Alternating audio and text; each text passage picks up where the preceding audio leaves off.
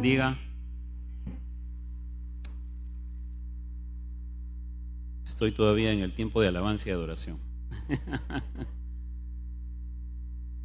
No sé si usted experimenta lo mismo, pero creo que los que anhelamos adorar a Dios en espíritu y en verdad, nos transportamos, nos olvidamos de las cosas de este mundo, ¿verdad? Y nos concentramos en las cosas celestiales y adoramos al Señor con todo nuestro ser, con todo nuestro corazón, porque Él es digno de nuestra adoración. Y eso nos llena de paz, nos llena de gozo, nos llena de esperanza. Eso nos fortalece en estos tiempos difíciles que vivimos. Por eso el Señor ha sido perfecto en su diseño, que todo lo que respire lo alabe, ¿sí? En su diseño ha sido perfecto porque tenemos que congregarnos para poder adorarlo a Él. Y cuando lo adoramos, Él se hace presente en medio de su pueblo, ¿verdad? Nos da esperanza, nos arranca un gozo, una alegría, una lágrima, pero no una lágrima de desesperanza, sino una lágrima de esperanza, de fortaleza. Así es que por eso adoramos al Señor. Bienvenidos, mis hermanos. Saludo a todos los hermanos que están en casa. Que Dios los bendiga a ellos y a sus familias. Me alegra mucho ver a familias acá, ¿no? La familia de mi hermano Enrique, su esposa y sus hijos. Marco, su esposa y su niña. Dios los bendiga. Entonces, a mi hermano Rafael y toda su familia. Entonces, Dios los bendiga. Y la mamá y la hija, como el caso de mi hermana Anita y su mamá. Y así entonces familias que vienen a la iglesia. Dios los bendiga, mis hermanos, ¿no? Cuando el padre de familia dice vamos a la iglesia, todos siguen, ¿verdad? Ese es el diseño del Señor. Quiero dar la bienvenida a nuestra hermana Isabel Cisneros. Dios te bendiga, mi hermana, ¿sí? Dios te bendiga. Ella es una hermana que ha estado congregando virtualmente desde Estados Unidos y su hijo también. Dios te bendiga, hijito, ¿sí? Bienvenido a la iglesia. Y ahora que está visitando el hermoso Perú, entonces ha decidido venir a conocer a la iglesia. Dios te bendiga, mi hermana. Bienvenida. Muy bien, hermanos. Vamos a compartir la palabra del Señor. Yo les invito a que abran sus Biblias, por favor, en el libro de Romanos, capítulo 13.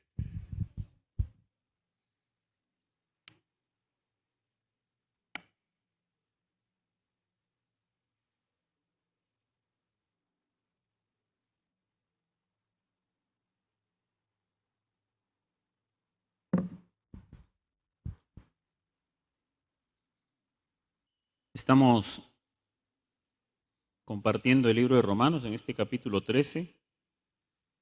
Creo que este es el segundo o tercer mensaje. Y vamos a continuar en este capítulo hasta que terminemos todo el capítulo. Pero hoy vamos a centrarnos en un tema y para ello necesitamos la guía de la palabra de Dios. Así es que vamos a estar leyendo, dando lectura al versículo del 6 al 8, ¿sí? Del 6 al 8. Dice así la Escritura: pues por esto pagáis también los tributos, porque son servidores de Dios, que atienden continuamente a esto mismo. Pagad a todos los que debéis, al que tributo, tributo, al que impuesto, impuesto, al que respeto, respeto, al que honra, honra. No debáis a nadie nada, sino el amaros unos a otros, porque el que ama al prójimo ha cumplido la ley. Ha cumplido la ley. Bien, mis hermanos, el tema del día de hoy es el creyente y sus deberes como ciudadano o nuestras responsabilidades como ciudadanos ante el gobierno, ¿sí? Ese es el tema, el título para este mensaje y espero que sea de bendición para nosotros, para todas las personas que están oyendo con atención. Y estamos en una situación nacional que todavía las autoridades no nos definen quién va a gobernarnos los próximos 5 años y los que vengan. Hay situaciones, lo vemos día a día, que no sabemos si creer, no creer, confiar, no confiar, con tanta cosa que sale en los medios de comunicación, manifestaciones, marchas de un lado, de otro lado. Cada uno proclama su propia verdad, tal como la Biblia lo dice, ¿no? Hombre de verdad, ¿quién lo hallará? Cada uno proclama su propia verdad. Pero independientemente, no nos debe preocupar a nosotros quién irá a sentarse en el sillón presidencial, porque él tendrá su propia responsabilidad ante Dios. Eso hemos venido compartiendo, ¿verdad?, en este libro de Romanos. Y vamos a compartir otros temas, unas responsabilidades acerca del gobernante. ¿Qué responsabilidades tiene él como un servidor de Dios? Pero nosotros nos tenemos que preocupar de lo que nos corresponde a nosotros, ¿sí? Independientemente de qué persona esté como nuestro próximo gobernante, lo que nos tiene que preocupar a nosotros es cuáles son nuestras responsabilidades ante el gobierno. Y para eso la palabra de Dios en esta mañana nos va a dar claridad en un tema, en una de las responsabilidades, ¿sí? Y al conocer esta verdad y al escucharla, pues, ya que es la palabra de Dios, tenemos que responder con obediencia, ¿sí? Así es que el texto se pone delante de nosotros como la verdad de Dios para presentarnos una de nuestras responsabilidades como ciudadanos de esta nación. Específicamente, la razón que Dios nos da para cumplir esta responsabilidad que tiene que ver con tributos, con impuestos, y cuál es la actitud con la cual nosotros debemos cumplir esta responsabilidad. Así es que estos versículos del 6 al 8, no creo que los cubramos todos en esta mañana, pero la estructura es la siguiente. Aspecto número 1, la responsabilidad de pagar tributos al gobierno. Aspecto número 2, la razón de por qué pagar tributos. Y aspecto número 3, la actitud de cómo pagar los tributos, ¿sí? Nosotros como creyentes tenemos una relación con el Estado. Todos tenemos una relación con el Estado. Todo ciudadano de cada nación tiene una relación con el Estado. Y nosotros los creyentes también tenemos una relación con el Estado. Esa relación no consiste en conformarse a las normas morales de la época, porque las normas morales van cambiando. Nuestra relación con el Estado tampoco debe estar condicionada o dejarse influenciar por los valores ambiguos que la sociedad dictamina. Y mucho menos nuestra relación con el Estado debe dictaminarse por lo que diga nuestra conciencia, porque nuestra conciencia es engañosa, ¿sí? Es engañosa.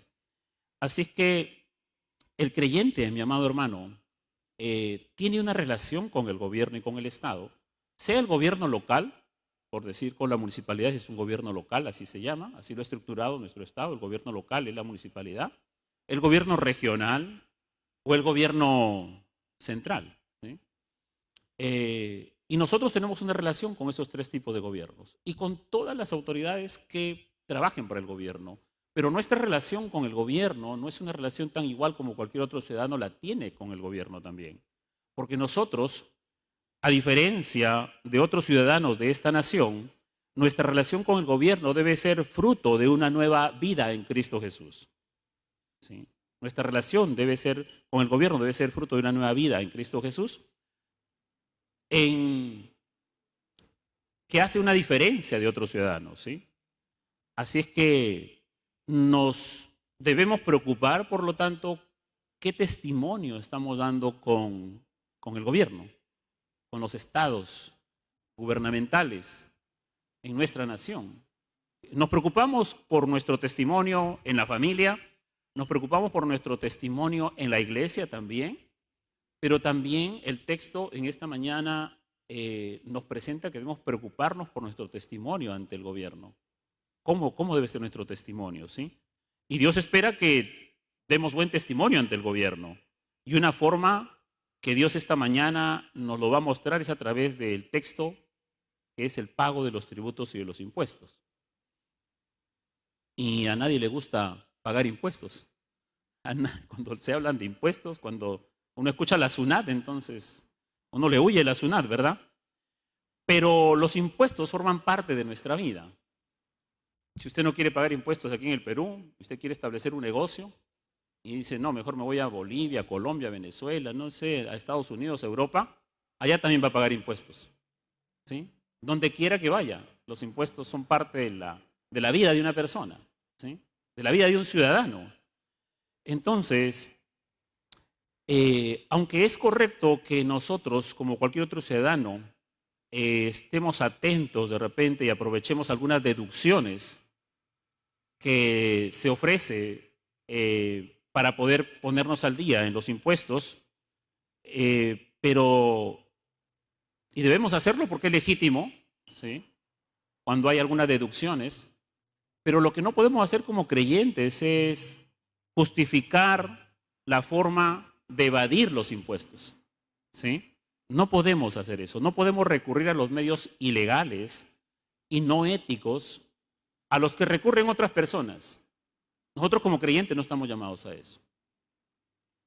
Si usted se asocia con su hermano, usted es creyente y su hermano no es creyente y van a poner un negocio y tienen que pagar un impuesto, pero su hermano conoce a su amigo de promoción en la municipalidad y le dice, bueno, yo le hablo a él y con él vamos a evadir estos impuestos. Él lo puede hacer porque él está muerto espiritualmente y no responde a la verdad de Dios.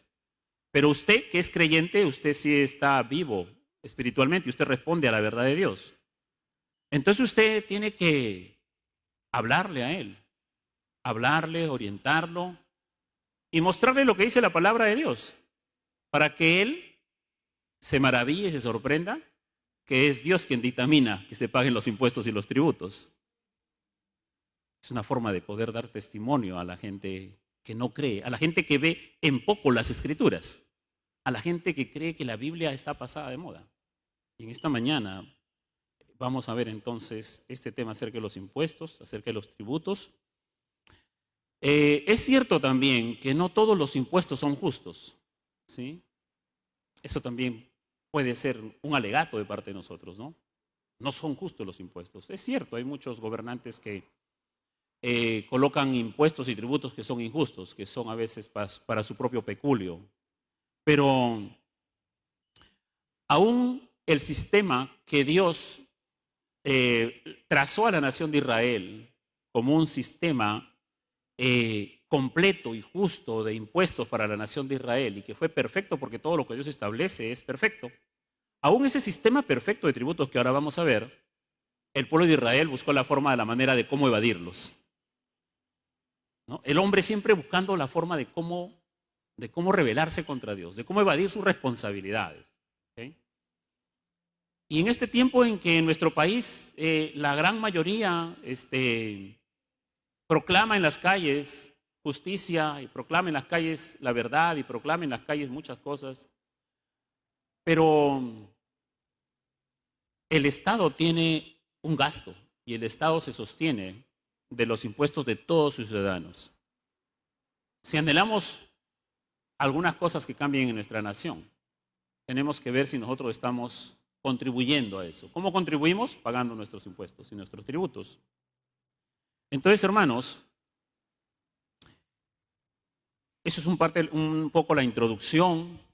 La Biblia, mis amados hermanos, nos presenta a nosotros cómo debemos comportarnos como ciudadanos de cada nación, ¿sí? De cada nación. La nación donde le toque vivir, así usted sea un extranjero en otro país, ese país tiene un gobernante, ese país tiene unas normas, unas leyes, y usted tiene que sujetarse como buen creyente que es, ¿ok? Y para este tiempo, como ya les he mencionado en otros temas anteriores acerca de las autoridades y por qué debemos someternos y sujetarnos, si usted no lo ha visto, pueden ingresar al canal de YouTube de la iglesia y volver a escuchar esos mensajes si no los ha escuchado, ¿no? Las convicciones bíblicas y el gobierno, creo que hay 2 mensajes allí. Para ese tiempo, cuando se escribió, cuando Pablo escribe esta carta a la iglesia de Roma, él la escribió aproximadamente en el año 56 después de Cristo. Ese tiempo estaba el emperador Nerón gobernando. Él gobernó entre el 54 y el 68 después de Cristo. 54 y 68. Y la carta se escribió en el 56 aproximadamente. Quiere decir que a inicios del gobierno del emperador Nerón. Y la primera mitad del gobierno de Nerón no fue malo, fue bueno. Entre comillas, fue justo. La gente lo consideraba, pero la segunda mitad fue en la cual él se llenó de soberbia, creerse Dios. Y es ahí entonces donde una de las consecuencias de sus atrocidades fue perseguir a los cristianos y quemarlos vivos o colocarlos en un coliseo para que los animales los coman vivos, ¿no?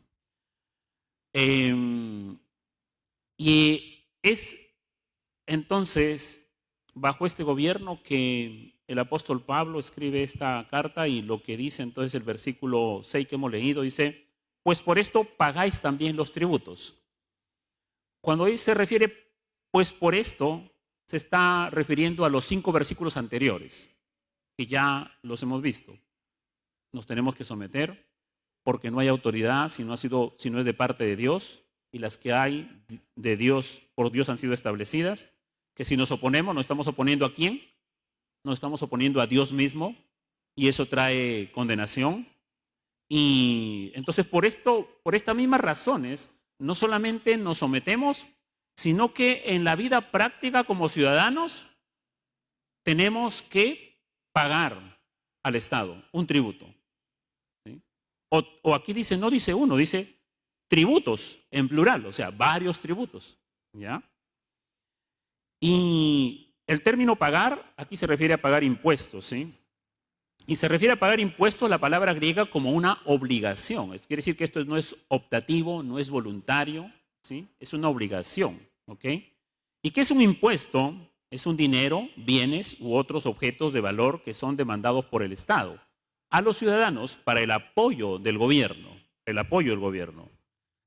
Y permítame hacer una referencia histórica secular, muy rápida, pero después una referencia histórica de la Biblia, ¿sí? Acerca de los tributos, acerca de los impuestos, para que nosotros podamos comprender que tenemos una responsabilidad como creyentes, de pagar tributos.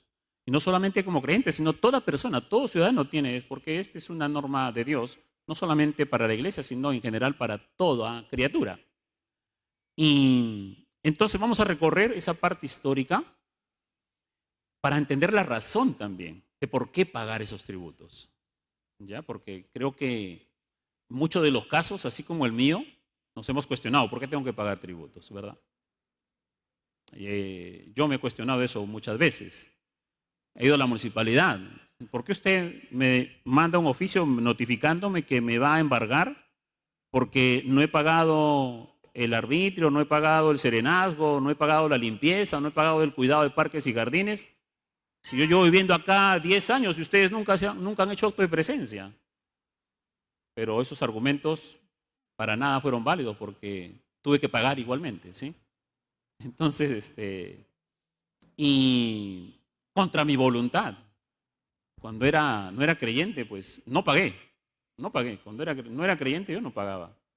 Después que fui creyente, entonces tenía que dar testimonio de alguna manera. Y dije, bueno, voy a ir a arreglar esta situación. Porque no puede ser que a cada rato esté llegando notificaciones y notificaciones y los hijos ven y qué testimonio, ¿no? Entonces, así es que a regañadientes fui y arreglé y tuvimos que fraccionar las deudas y empecé a pagar todo, ¿no? Hace unos 3 o 4 años creo que ha habido un cambio en el gobierno municipal, unas formas de cómo atender mejor al distrito, y empezó a pasar serenazgo, la basura, una vez a la semana, entonces, y eso por lo menos le daba a uno un entusiasmo de repente, ¿verdad? Ahora, desde hace 2 años, desde el año pasado, no, desde hace 2 años, en el tiempo de la pandemia, todos los días pasa el recolector de la basura y el serenazgo, y arreglan los jardines y las calles la limpia. Entonces uno con gozo ahora ya va y paga sus impuestos. Pero estudiando lo que dice Romanos, esto me ha hablado mucho a mí, no debe ser si es que pasan o no pasan, y no debe ser si es que no pasan, sino que esto es un mandato de Dios. Así como usted y yo nos apropiamos de las grandes promesas del Señor, cantamos, Él volverá, una promesa, esperamos que vuelva pronto nuestro Señor por su iglesia, pero aquí en la Biblia también hay mandatos y nos debemos gozar de cumplirlos también. Y en este tiempo nosotros estamos llamados a dar testimonio. Somos luz y sal en estos tiempos. Tenemos que iluminar más este mundo lleno de tinieblas. Tenemos que salar más este mundo, esta nación nuestra. Así que no tenemos que lamentarnos por cómo está el país, tenemos que nosotros hacer lo que Dios nos pide que hagamos. Y esto es una cosa práctica que tenemos que hacer, ¿ok? Entonces, hermanos, para recorrer la historia de los tributos, ¿sí? La historia universal nos dice que los impuestos en el antiguo cercano oriente, ¿sí?, data desde los comienzos de la civilización occidental. Las tabletas cuneiformes de Mesopotamia y de Egipto indican que se recolectaban los impuestos alrededor de los 2500 y 3000 años antes de Cristo. Miren de dónde data esto, ¿sí? Los jeroglíficos egipcios del mismo periodo representan escribas registrando datos del censo, aparentemente con el propósito de recolectar los impuestos.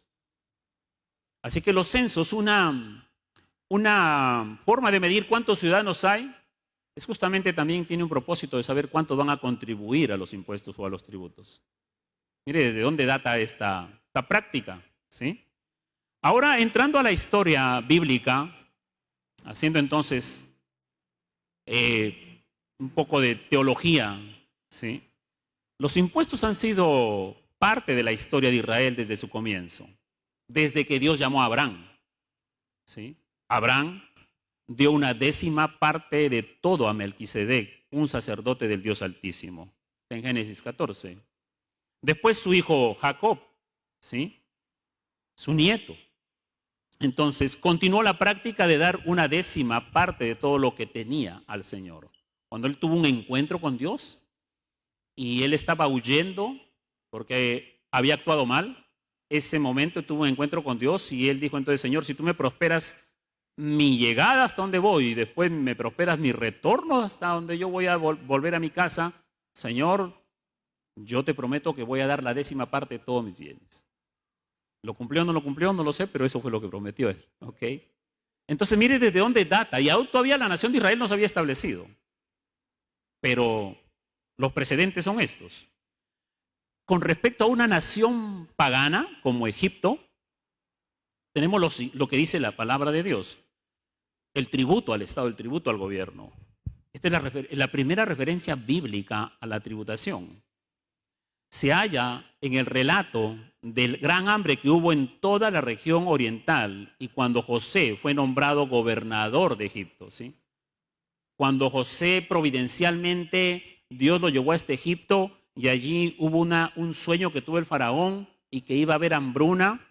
Entonces, a causa de esos sueños que ilustraban la forma simbólica de 7 años de cosechas abundantes seguido por 7 años de hambre, José ordenó que durante los 7 años de abundancia se almacenara la 5ª parte del grano producido, de tal modo que el país no perecerá de hambre. Génesis 41, versículos 36, del 48 al 49 está esta referencia, ¿sí? Pero algunos años después hubo hambre en la región y otra vez José estableció una ley. Y yo quiero que vaya a Génesis 47, versículo 26 conmigo para que usted vea la referencia bíblica, ¿sí? Génesis 47, versículo 26.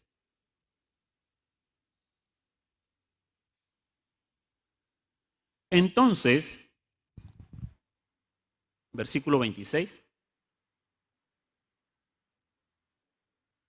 Aquí hay jóvenes, aquí hay niños. Cuando les pregunten en la escuela algo de los tributos, los impuestos, ya van a saber cómo responder, ¿ya? ¿Ok? Muy bien. Entonces, José lo puso por ley hasta hoy sobre la tierra de Egipto. ¿Qué cosa? Señalando para Faraón el 5º, ahí está el impuesto, el 5º, ¿sí? Excepto solo la tierra de los sacerdotes que no fue de Faraón, ¿no? Entonces, cuando Moisés escribe Génesis, hasta ese tiempo él dice entonces, desde José, Dios estableció el tributo, el impuesto para Faraón como la 5ª parte que tenía que darle cada ciudadano al Faraón, ¿sí? Al Faraón. Entonces, aquí está el tributo, no en la nación de Israel, ¿sí?, sino en Egipto, una nación que es pagana. Pero vemos la soberanía de Dios, que no hay ningún gobernante en el mundo, ningún pedazo de tierra en el mundo que escape a su control y soberanía. Dios está obrando. Y Dios providencialmente envía a José a esta nación. Y Dios a través de José establece que se le pague al faraón la quinta parte, ¿sí? Entonces Dios estableciendo el tributo en una nación pagana. Después vemos en el libro de Éxodo el impuesto en Israel.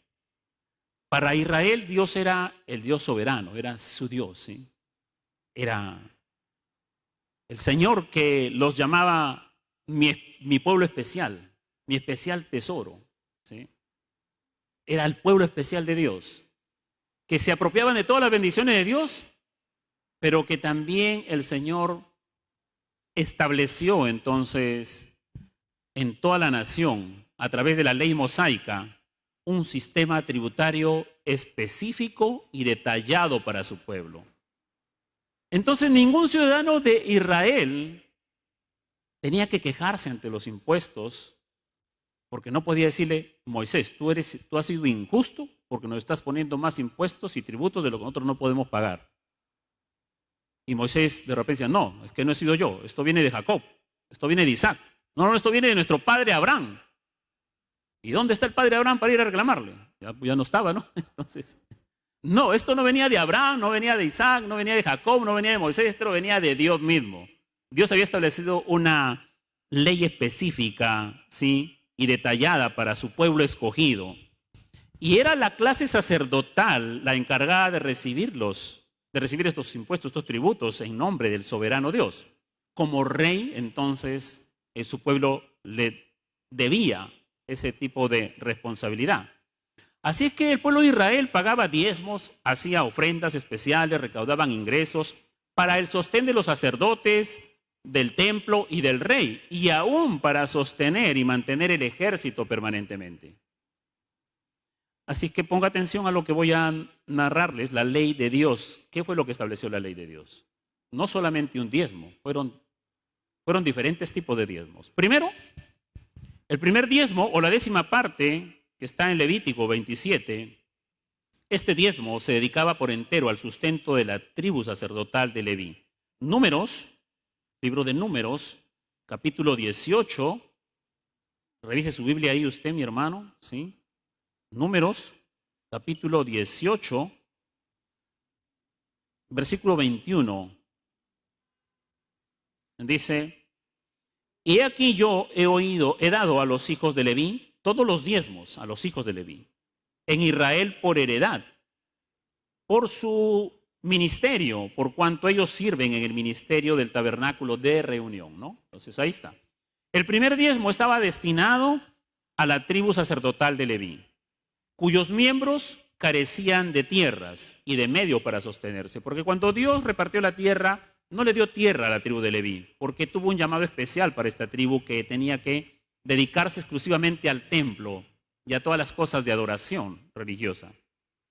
¿Cómo sostenían entonces ellos sus familias? Tenían hijos, tenían esposa, tenían necesidades, ropa, vestir, alimento y muchas otras cosas.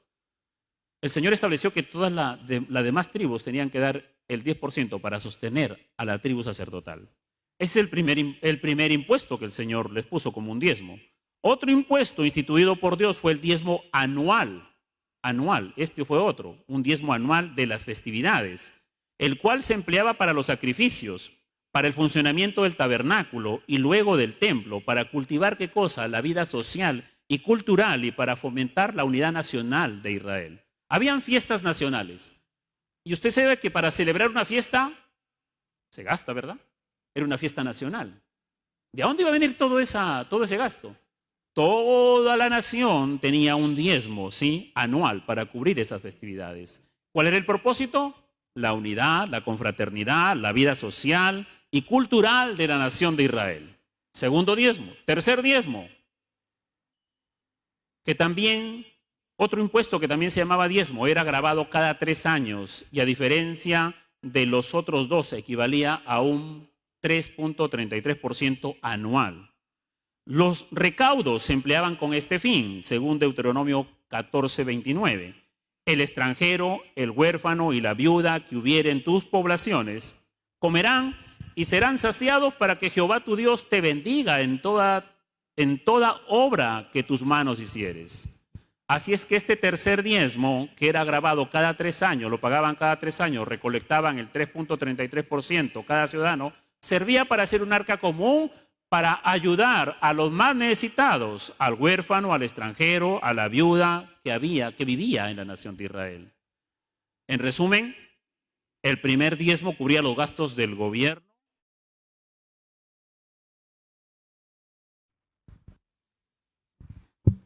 Cubría, el segundo diezmo era utilizado para cimentar la vida nacional, y el tercer diezmo cada 3 años sostenía el servicio social de los más necesitados, ¿sí? Entonces, pero no solamente eran 3, había un cuarto diezmo. El cuarto impuesto específico era destinado al sostenimiento del tabernáculo, al mantenimiento del tabernáculo y del templo después. Primero fue el tabernáculo, después fue el templo con Salomón. Era un impuesto anual de medio ciclo, ¿sí? De medio ciclo que debían pagar todos los varones israelitas de 20 años para arriba. Medio ciclo quería decir un día de trabajo, ¿sí? Un día de trabajo. Y este fue el impuesto que los judíos le pidieron a Jesús cuando él estuvo en su ministerio, ¿ya? Le pidieron, el equivalente en ese tiempo eran las dracmas, y le pidieron a Jesús para el sostenimiento del templo. Así es que de este impuesto se salvaban las mujeres, solamente lo pagaban los hombres de 20 años para arriba, ¿ok? Así que tenemos 4 tipos de diezmos. Y a eso se le sumaba 2 impuestos más indirectamente. El primero era que el siguiente: al final de cada estación de siembra, los judíos debían dejar alguno de sus cultivos sin cosechar. ¿Para qué? Para que los pobres tuvieran sustento. Por eso dice Levítico 19:10, y no rebuscarás tu viña ni recogerás el fruto caído de tu viña, instruyó el Señor a su pueblo, para que el pobre y el extranjero, para el pobre y para el extranjero lo dejarás, yo Jehová vuestro Dios. Es una orden de Dios. Eso también era entonces una parte. Si no cosechaban todo, si usted era un israelita, tenía una hacienda y sembraba y venía la cosecha, usted no podía cosechar todo. Tenía que dejar algo de esa cosecha, ese era un impuesto, para que venga el necesitado y entonces y el extranjero y recojan. Era una orden de Dios. El otro impuesto indirecto requería que cada 7 años la tierra cultivada se debería dejar reposar. Y entonces no se sembraba nada, pero espontáneamente la tierra iba a dar nuevamente fruto. Usted quita todo el pasto y quita todas las ramitas de un pedazo de tierra de chacra y de repente viene a la siguiente semana y usted ve que brota nuevamente, ¿sí? Entonces, esta parte era que la tierra tenía cada 7 años, tenía que dejar de ser cultivada. Pero todo lo que brotara espontáneamente de la tierra, dice este impuesto indirecto, ¿sí?, se debía dejar a los pobres, así como todo excedente que quedara para alimentar al ganado también. Entonces, para hacer un resumen, en cuestiones matemáticas, la cantidad total de esos 4 impuestos directos y 2 impuestos indirectos para Israel, establecidos por la ley mosaica, ¿sí?, que eran de cumplimiento obligatorio, llegaban quizás a representar el 24% anual para cada persona. 24% anual. Y nosotros nos quejamos porque pagamos 18% anual aquí en el Perú. O algunos lo evadimos. O algunos hacemos trafa, ¿sí? Entonces, cuando avanzamos un poquito más en la historia de los tributos, hemos visto la historia universal, hemos visto entonces Abraham, Isaac, hemos visto la ley mosaica. Ahora entramos un poquito, avanzamos al tiempo de la monarquía, los reyes. Y bajo la monarquía, los recursos del Estado de Israel provenían de diversas fuentes: impuestos en especies, contribuciones especiales cuando un gobernante asumía el poder, tributos de los pueblos vencidos, cuando se vencía un pueblo, a ese pueblo se le exigía el tributo, ¿sí?, impuestos sobre las operaciones comerciales también, y para el mantenimiento del templo también había un impuesto. Y como el templo cada año requería mayor mantenimiento, cambio de las puertas, cambio de las columnas, cambio de la madera, cambio de la piedra, qué sé yo, entonces, y eran era caro, entonces cada año ese impuesto de repente iba elevándose, ¿sí? Salomón cargó al pueblo con muchos impuestos, el rey Salomón. Primera de Reyes, vaya a Primera de Reyes, capítulo 12, versículos del 3 al 4, Primera de Reyes, capítulo 12, versículos 3 al 4, versículo del 1 al 4 leemos: Roboam fue a Siquem porque todo Israel había venido a Siquem para hacerle rey. Y aconteció que cuando lo oyó Jeroboam, hijo de Nabat, que aún estaba en Egipto, a donde había huido de delante del rey Salomón y habitaba en Egipto. Entonces Roboam estaba exiliado en Egipto, ¿sí? Murió Salomón y el hijo de Salomón viene entonces, Roboam, sí, el hijo de Salomón viene a asumir el gobierno. Entonces, dice aquí, la persona que estaba exiliada en Egipto es Jeroboam, ¿sí? Versículo 3, enviaron a llamarle a Roboam. Vino pues Jeroboam y toda la congregación de Israel y hablaron a Roboam diciendo, ¿ya? ¿Qué le dicen al nuevo rey? Versículo 4, tu padre, ¿quién era su padre? Salomón. Tu padre agravó nuestro yugo, mas ahora disminuye tú algo de la dura servidumbre de tu padre y del yugo pesado que puso sobre nosotros y te serviremos, dice, ¿sí? Y te serviremos. El pueblo estaba cansado del tributo que Salomón había puesto. Era muy alto el tributo, ¿sí? Entonces muere Salomón y el pueblo ve una oportunidad en el hijo de Salomón para ir y pedir un poco de misericordia. ¿Qué hace Roboam? Él pide consejo a los ancianos y los ancianos le dan un consejo de que debe meditar y debe considerar al pueblo lo que el pueblo está pidiendo. Pero él no se quedó contento con ese consejo de los ancianos y va y pide consejo a los jóvenes, a los príncipes, y los príncipes le dicen, no, Roboam, grábales más impuestos a ese pueblo. Y Roboam siguió ese consejo de los jóvenes. Entonces, la respuesta que recibió el pueblo fue que iban a recibir más impuestos. El pueblo se fue a su lugar y después Roboam envía a su encargado a recoger los impuestos y mire lo que dice Primera de Reyes 12 del 18 al 19. Y el rey Roboam envió a Adorán, que estaba sobre los tributos, o sea, el jefe de los tributos, lo envió a recolectar los tributos, pero lo apedreó todo Israel. Todo Israel lo apedreó porque estaban indignados. Habían ido a pedir un favor al rey, a apelar a su buen corazón, a su misericordia, pero él antes les grabó más impuestos. Y envía Roboam a su jefe de los tributos y todo Israel lo apedreó. Y murió, dice. Entonces el rey Roboam se apresuró a subirse en su carro y huir a Jerusalén. Así se apartó Israel de la casa de David hasta hoy. Ese motivo de los tributos fue la razón por la cual se divide Israel entre la nación del norte y la nación de Israel. Miren, un motivo. ¿Cuál fue? La razón del excesivo tributo, ¿sí? Entonces, esto dio pie a que haya esta división en el pueblo de Israel. Otra cosa entre los reyes era que el rey tenía la facultad de otorgar exoneraciones de impuestos como premio, sí, especiales. Así Saúl como rey dijo que él eximiría de tributos a la casa del padre de aquel que venciera a Goliat, por ejemplo, ¿sí?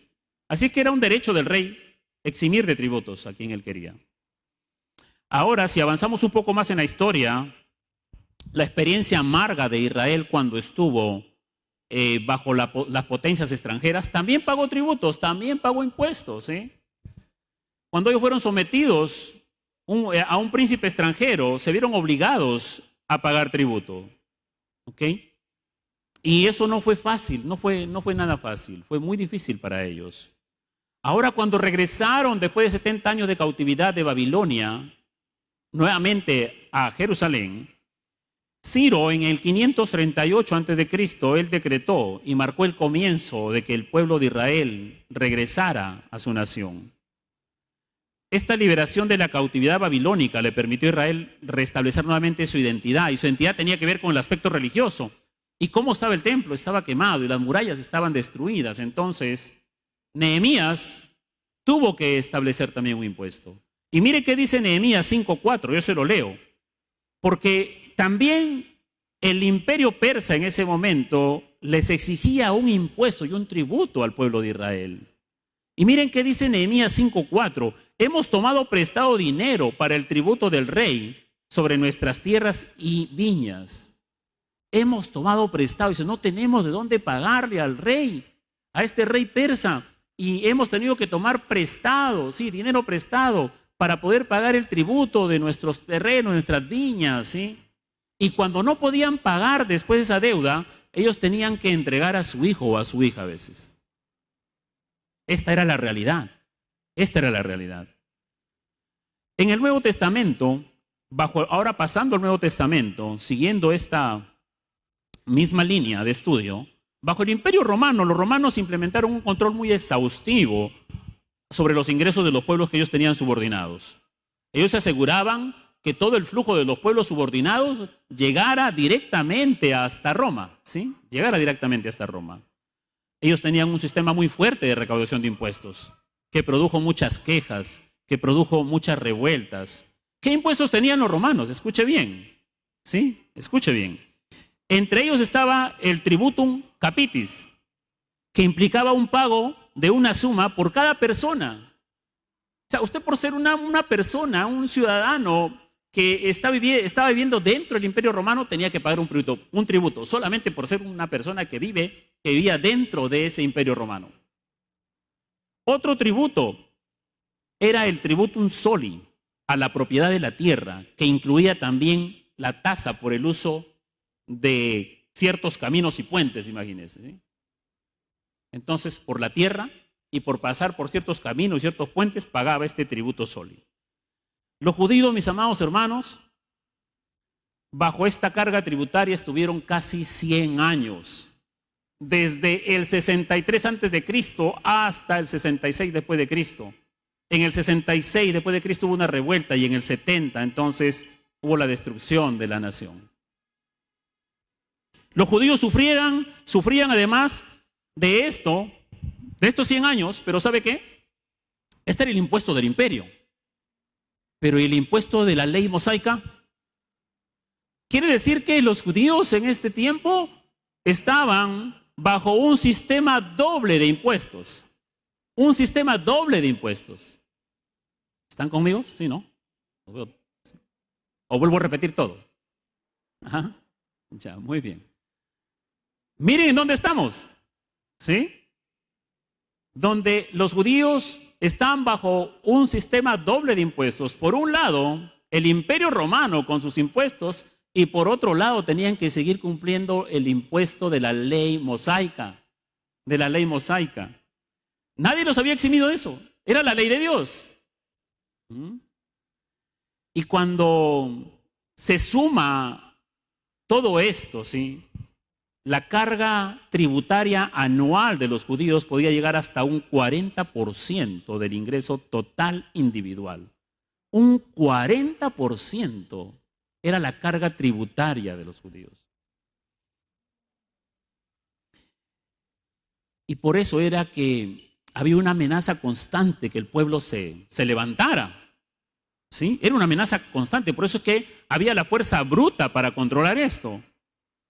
Por lo tanto, los judíos detestaban pagar impuestos al emperador y albergaban un profundo resentimiento hacia quienes recolectaban impuestos para ello. Por eso es que cuando leemos los evangelios encontramos que nadie quería a Zaqueo. ¿Sí? Todos lo veían mal. Igual a Leví también. Porque ellos siendo judíos trabajaban para el Imperio Romano. Y encima ellos se aprovechaban y cobraban un excedente. Porque el Imperio Romano les ponía un porcentaje y después de ese porcentaje ellos podían cobrar lo que querían. Y Zaqueo y Leví, antes de tener un encuentro con Jesús, cobraban lo que querían. Entonces el pueblo no los apreciaba, los detestaba, por decir así. Así es como llegamos al tiempo de Jesús y la iglesia primitiva. Para muchos judíos un recaudador de impuestos era simplemente un traidor debido a que prestaba ayuda al enemigo de Israel. Pero sin embargo, nuestro Señor Jesucristo, que siempre nos enseña su amor perfecto, Él era amigo de los cobradores de impuestos y de los pecadores. Él era amigo de los cobradores de impuestos y de los pecadores. Y Jesús, con su amor y con su misericordia, llamó a la salvación a Zaqueo y a Leví. Leví se convirtió. Y es el Mateo, ¿no? ¿Por qué? Porque el Señor Jesús afirmó que Zaqueo, respecto a Zaqueo, dijo que él también era un hijo de Abraham. Era un hijo de Abraham. Jesús enseñó que el cobrador de impuestos arrepentido era un hombre justificado por Dios, mientras que los fariseos y los sacerdotes estaban convencidos de una santidad que no le agradaba a Dios. Jesús enseñó también que los recaudadores de impuestos que le prestaban atención eran más honestos que los ancianos de Israel. Pero sin embargo, a pesar de que Jesús enseñó esto y a pesar de que Jesús tuvo esta actitud frente a estos pecadores, sin embargo, por esta misma razón, lo acusaron falsamente en el Sanedrín. Lucas 23:2 dice, y comenzaron a acusarle diciendo a Jesús, a este hombre hemos hallado que pervierte a la nación y que prohíbe dar tributo a César, diciendo que él mismo es el Cristo, un rey. Y Jesús nunca prohibió que se le diera el tributo al César, nunca.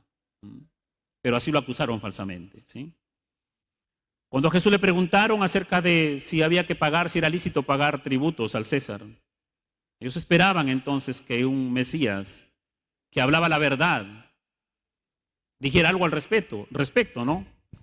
Y respecto a esa pregunta acerca de pagar impuestos a Roma, Jesús dijo, dad pues a César lo que es de César y a Dios lo que es de Dios. Vaya ahí a Mateo, capítulo 22, ¿sí? Evangelio de Mateo, capítulo 22, versículo del 15 en adelante.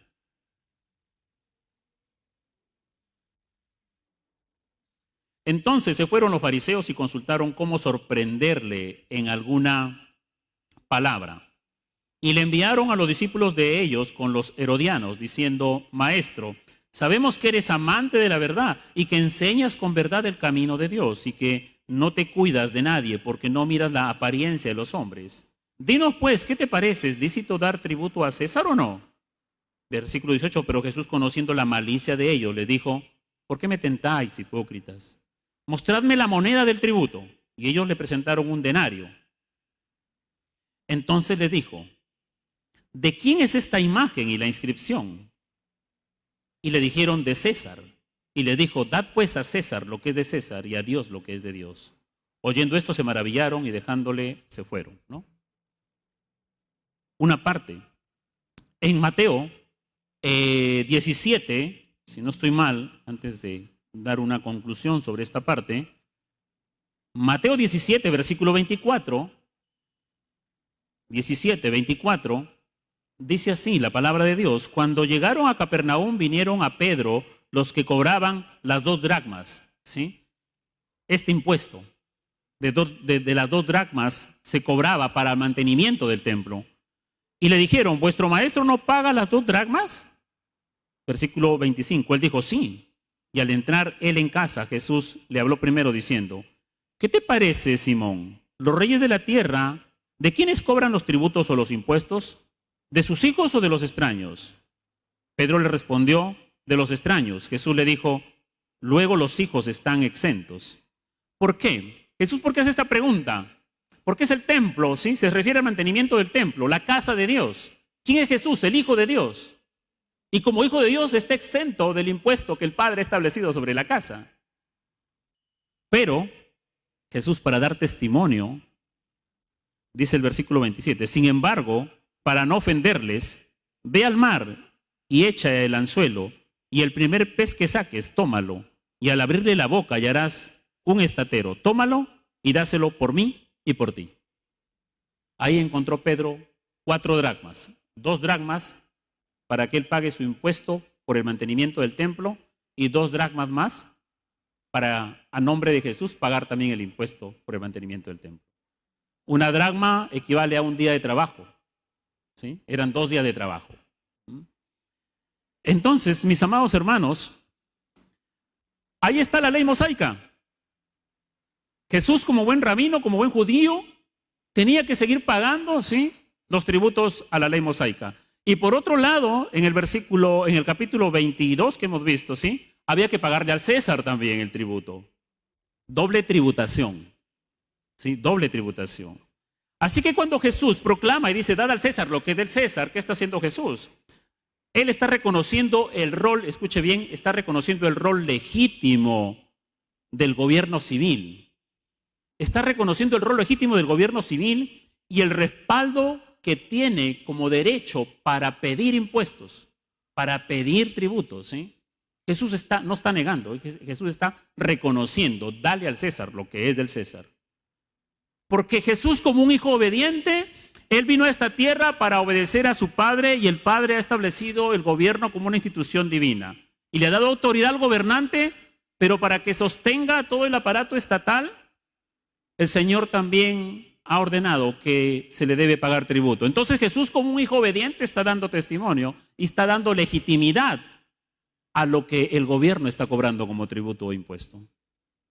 Sus seguidores, los discípulos de Jesús, también siguieron esta misma política acerca del gobierno y de pagar los impuestos. Por eso que lo vemos al apóstol Pablo aquí escribiendo a la iglesia de Roma en el capítulo 13, ¿sí? Pagad a todos lo que debéis, al que tributo, tributo, al que impuesto, impuesto, al que respeto, respeto, y al que honra, honra, ¿sí? Así es que hemos visto la razón por qué pagar tributos.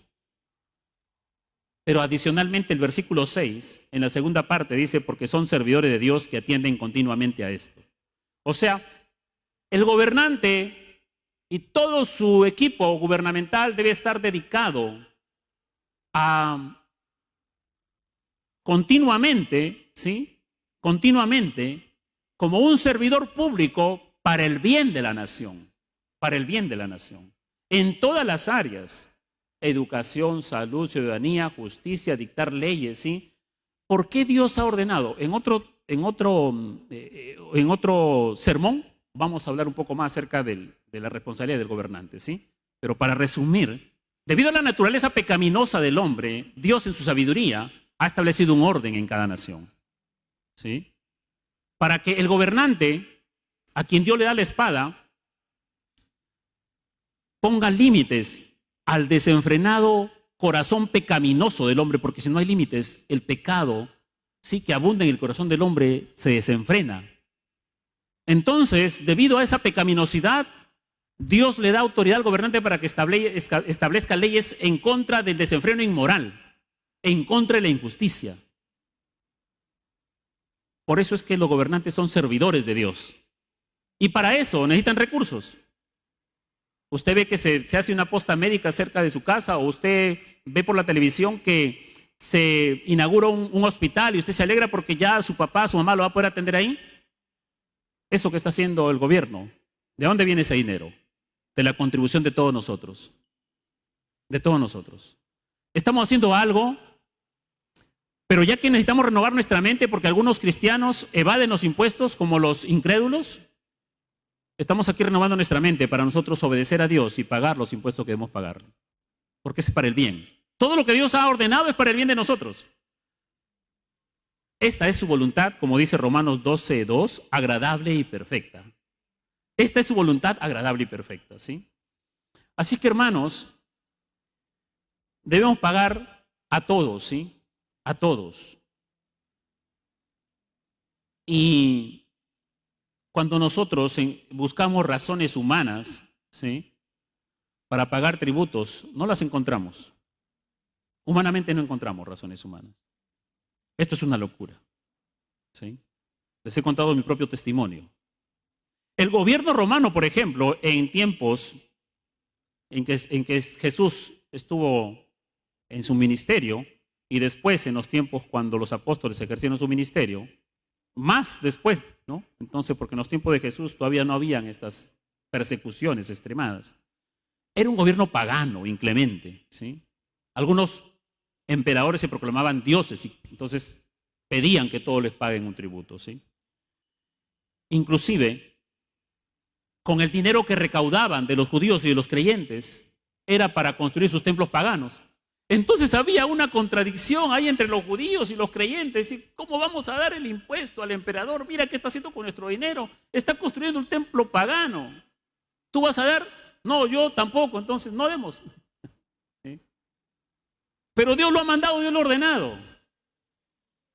En medio de esas preguntas, de ese razonamiento humano, llega la palabra de Dios a la iglesia de Roma. Para que esas dudas que hayan y ese razonamiento humano alejado de Dios no los vaya a tentar y vayan a caer en pecado. Llega la palabra de Dios inspirada por el Espíritu Santo. Así es que, mis amados hermanos, para ir terminando, un testimonio acerca de Jesús y acerca de Pablo. Jesús le explicó a Pedro, ¿sí?, que él, siendo el Hijo de Dios, respecto al texto que hemos leído de Mateo 17, él no tenía la obligación de pagar impuestos para el sostenimiento de la casa de su padre. Pero como Hijo del Hombre, lo hacía con el fin de no ofender a las autoridades civiles y de ser un ejemplo para sus discípulos también. Pero ¿sabe qué es lo sorprendente, hermano? Que ese pago que Jesús hizo fue a dar a las arcas del sumo sacerdote y los principales sacerdotes, quienes después se confabularon para juzgarle y para condenarlo a muerte. El dinero recaudado iba a parar al tesoro del templo, en el cual había tanta corrupción que Jesús ya lo había limpiado una vez. Jesús pudo haber dicho: las autoridades de mi nación son tan corruptas que yo no voy a dar las 2 dracmas porque están llenas de corrupción. Pero Jesús no cuestionó eso, porque él sabe que la justicia de su Padre es una justicia perfecta. Y como Hijo del Hombre, a él no le correspondía en ese momento hacer justicia, sino obedecer lo que el Padre había mandado. Entonces, cuando nosotros aquí en nuestra nación escuchamos gobierno corrupto, presidente corrupto, tal persona corrupta, sí, entonces me voy a rebelar, no voy a hacer esto, no voy a hacer lo otro, no voy a pagar, no lo apoyo, no hago esto entonces. Pero aquí vemos a Jesús como nuestro máximo ejemplo, que aún su nación, el Sanedrín, el sacerdote, tenían todo un sistema lleno de corrupción. Y aún así Jesús no observó y pagó sus 2 dracmas que le correspondían para el mantenimiento del templo. Incluso fue del tesoro del templo mismo que sacaron las 30 monedas de plata para sobornar a Judas, para que él traicionara a Cristo mismo. Y Jesús, sabiendo todo esto, él no se negó, él no se rebeló. De todas maneras, él pagó el impuesto sin fluctuación, sin reserva, sin murmuración, sin cuestionamiento, porque él, como hijo, desea obedecer al Padre. Así que, hermano, cuando Jesús responde en Mateo 22, dad pues al César lo que es del César y a Dios lo que es de Dios, estaba declarando sin lugar a equívocos que el pago de impuestos al gobierno humano es una obligación ordenada por Dios. Es una obligación ordenada por Dios, ¿sí? El hecho de que el imperio era déspota, era cruel, era pagano, frecuentemente injusto, sí. En la moneda de esa dracma entonces estaba la imagen de Augusto César, quien se llamaba a sí mismo el hijo de los dioses, pero ninguna de esas cosas constituyó un argumento para rebelarse y no cumplir esta obligación. Ahora, no solamente al César, sino a Dios lo que es de Dios.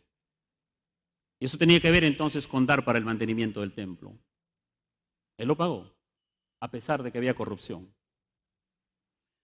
Entonces, hermanos amados, nosotros, ¿qué más ejemplo queremos que el de Cristo Jesús? Él es la estatura de la imagen a quien nosotros tenemos que imitar. Como ciudadanos de esta nación, que no nos preocupe quién irá a sentarse en el sillón presidencial. Preocupémonos en lo que nosotros nos corresponde hacer delante de Dios. Y una de esas cosas es, independientemente de qué tipo de gobierno tengamos, tenemos que seguir pagando nuestros impuestos y nuestros tributos. Y no solamente al César lo que es de César, sino que también tenemos que darle a Dios lo que es de Dios. El Señor a su pueblo le estableció el diezmo, 4 diezmos, imagínense. Y muchos creyentes se quejan entonces de darle al Señor lo que corresponde. Ahora quiero aclarar algo. El Señor no le dijo a su pueblo, le voy a establecer 4 impuestos y cada uno dé su voluntad, porque seguramente iban a dar el 0.01% de sus ingresos. Porque así es la naturaleza pecaminosa del hombre. Algunas personas dicen que el diezmo no es bíblico para estos tiempos. Haciendo un buen estudio podemos llegar a una buena conclusión bíblica, pero tiene una referencia en el Antiguo Testamento. Ya que nuestra naturaleza siempre tiende a la desobediencia, creo yo que si a los creyentes se les dejara libremente dar sus ofrendas para el sostenimiento de la obra, cada uno daría entonces limosnas, ¿no? Por eso es que la iglesia debe establecer un patrón, ¿sí? Un patrón. Y darlo voluntariamente, con gozo, con alegría. Porque la obra del Señor necesita también entonces su sostenimiento, ¿no? Y Dios no es injusto para pedirnos algo que no podamos cumplir, aún en tiempos difíciles como estos. A todos los ciudadanos de esta nación, Dios los ha hecho vivir en un país rico en minerales, en cobre, en oro, en plata, en recursos vegetales, animales, en fauna, en todo.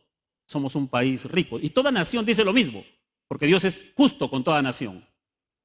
De esa tierra el hombre tiene que trabajar. Y de ese trabajo el hombre tiene que dar sus tributos al Estado para que el Estado sostenga el orden de la nación. Y nosotros como creyentes, de ahí damos al Estado y también de ahí damos para la obra del Señor. Entonces Dios nunca, si uno tiene un corazón para agradar a Dios, nunca nos va a faltar trabajo. Vamos a tener salud, vamos a tener sabiduría, vamos a tener entendimiento de muchas cosas. Y si vamos a establecer un negocio, sabemos que tenemos que pagar un impuesto a la municipalidad o al Estado. Y cuando lo hacemos de corazón para agradar a Dios, Dios prospera todo eso. Dios prospera, hace alcanzar para todo. 40% pagaba esta gente.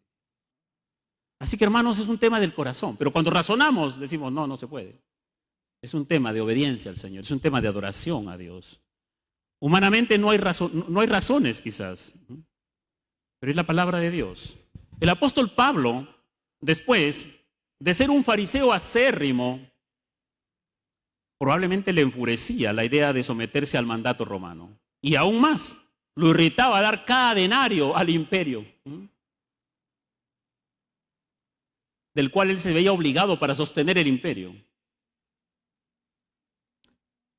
Sin embargo, como un hombre regenerado, un hombre nuevo, una nueva criatura, siendo Cristo su Señor, en su mente, en su corazón y en su voluntad, él ahora se somete a la autoridad gubernamental del imperio y con gozo paga sus tributos.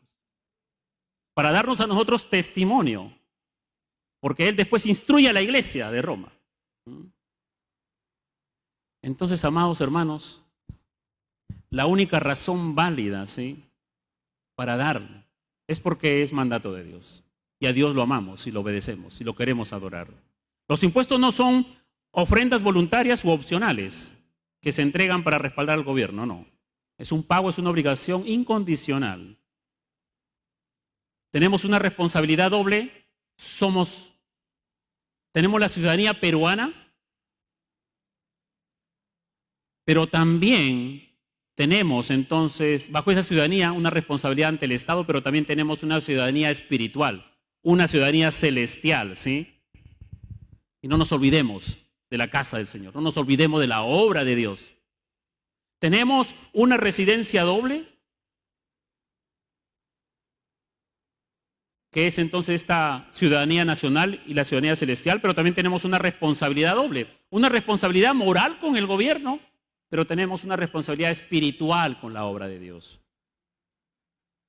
Otra razón válida es testificar ante el gobierno, dar testimonio ante el gobierno. El apóstol Pablo no deseaba que el imperio romano piense que el evangelio de Jesucristo es antagónico, o sea, se resiste o es contrario a su gobierno.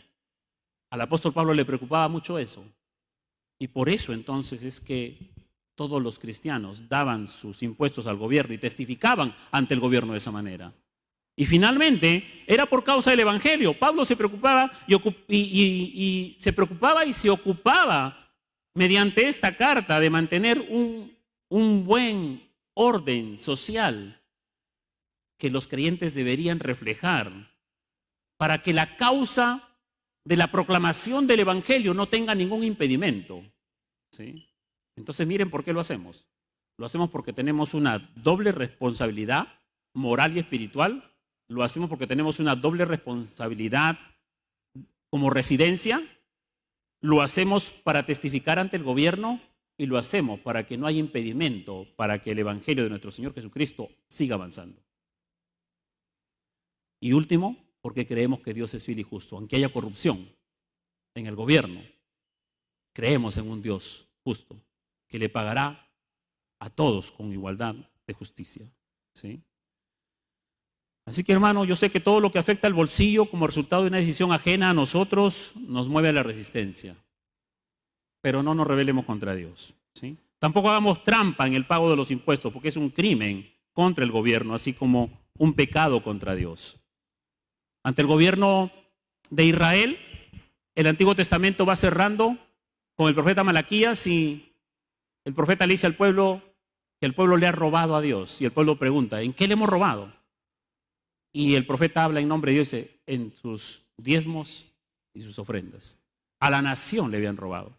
Entonces cuando nosotros evadimos impuestos, cuando nosotros no pagamos nuestros impuestos, estamos robando, hermanos. Estamos robando al Estado. Y robar es un pecado. De repente no lo hemos visto así nunca, pero para eso está la Escritura y para eso congregamos y para eso escuchamos la palabra de Dios, para que nuestra mente se renueve. Le pidamos perdón a Dios y podamos ponernos al día en todo lo que debemos. No debemos deberle nada a nadie. Aún si le debemos a un banco, tenemos que ir y arreglar y pagar centavo a centavo, porque si no le hemos pagado nos hemos convertido en rateros, porque ese dinero no era nuestro. Y lo hemos usado y lo hemos gastado. Tenemos una deuda ante Dios. Es mejor arreglarla. No debemos deberle a nada a nadie. Así es que, antes de orar, Iglesia del Señor, esto solamente lo puede cumplir una persona que ha sido transformada por el poder del Evangelio de Jesucristo. Nada más, únicamente, ¿sí?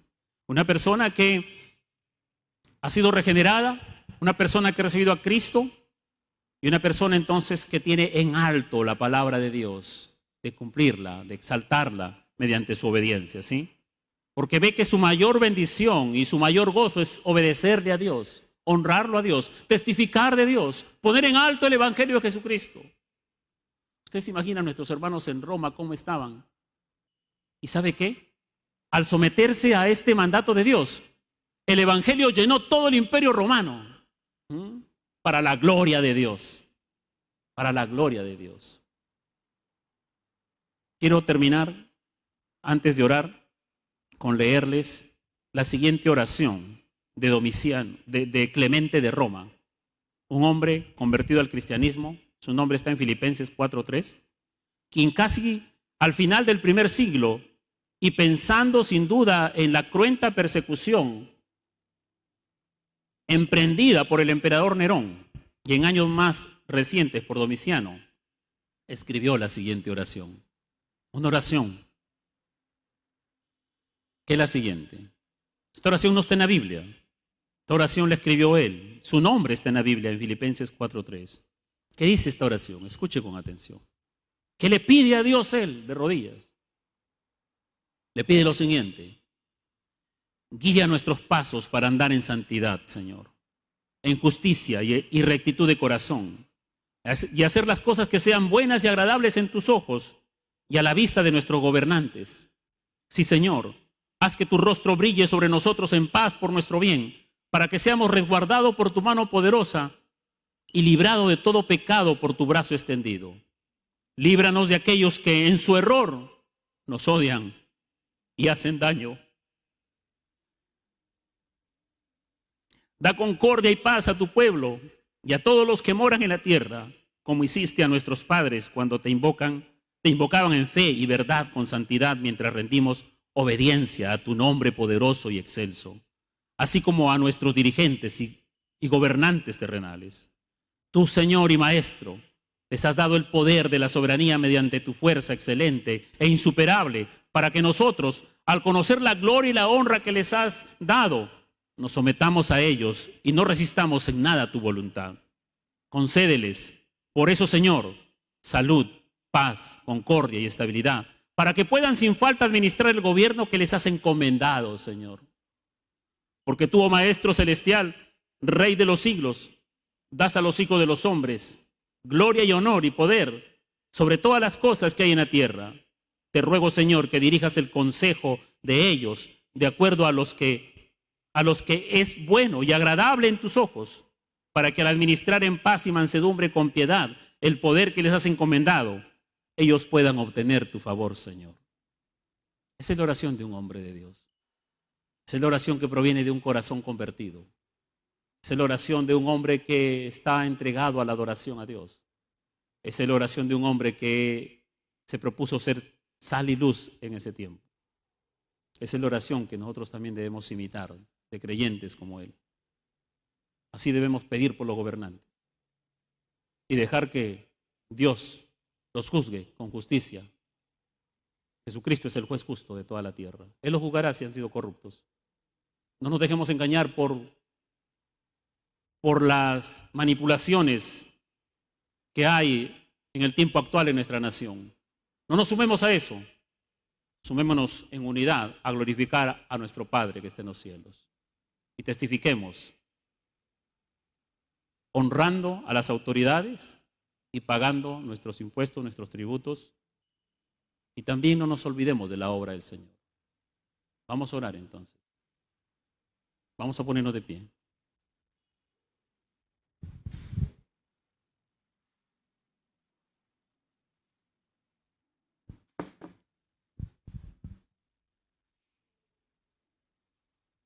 Debemos pedir al Señor tener un respeto por el gobierno. Esa fue la norma de la iglesia primitiva, mucho antes de que el Evangelio llene toda Roma. Y cumplamos nuestras responsabilidades. Relacionémonos con el gobierno como nuevas criaturas que somos. A esa altura tenemos que relacionarnos con el gobierno. Si usted ha evadido impuestos, si usted no ha pagado, usted ha tenido deudas y no ha pagado, y pídale perdón al Señor. Y si yo sé que el Señor le va a proveer para que usted pague cada centavo. Vaya a la municipalidad, vaya al gobierno, no sé a dónde, y arregle sus cuentas con el Señor. Cristo viene pronto, nos alegramos, sí, nos gozamos, pero que nos halle con cuenta cero, sin deberle nada a nadie. Padre, amado, gracias por tu palabra, Señor. Tu palabra que es una espada de doble filo que penetra nuestra mente, nuestros pensamientos, nuestros tuétanos, para arrancar de nosotros, Señor mi Dios, la pecaminosidad que hay y pedirte perdón, caer de rodillas, Señor mi Dios, ante tu voluntad agradable y perfecta. Te pedimos perdón si no hemos estado respetando a los gobernantes y más bien hemos caído en las tentaciones de darles adjetivos, insultos, seguir las corrientes de este mundo. Y también perdona si no hemos tenido una claridad sobre los tributos, impuestos que tenemos que pagar. Hoy te pedimos que nos des vida para poder estar a cuentas con todas nuestras deudas. Que nos hagas fructíferos, productivos, para dar testimonio de que, Señor mi Dios, estamos aquí para obedecer tu palabra, Señor. Y que las autoridades gubernamentales conozcan un pueblo que es obediente, un pueblo que los honra y un pueblo que contribuye sin quejarse, sin cuestionamientos, aunque obren mal, aunque sean corruptos. Pero esas cosas las dejamos en tu justicia justa, Señor mi Dios. Gracias, Padre. Gracias, Señor mi Dios. Ayúdanos a sostener tu obra también, Padre amado. Gracias, Señor mi Dios. En el nombre del Padre, del Hijo y del Espíritu Santo. Amén.